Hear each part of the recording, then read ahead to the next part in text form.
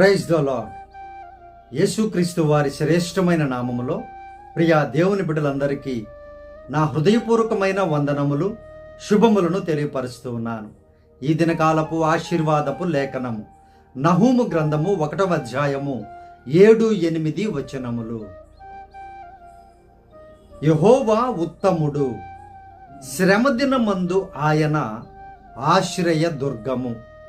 తన యందు నమ్మికయుంచు వారిని ఆయన ఎరుగును. ప్రళయ జలము వలె ఆయన ఆ పురస్థానమును నిర్మూలము చేయును. తన శత్రువులు అంధకారములో దిగు వరకు ఆయన వారిని తరుమును. ప్రియమైనటువంటి దేవుని బిడ్డలారా, సర్వోన్నతమైనటువంటి దేవుడు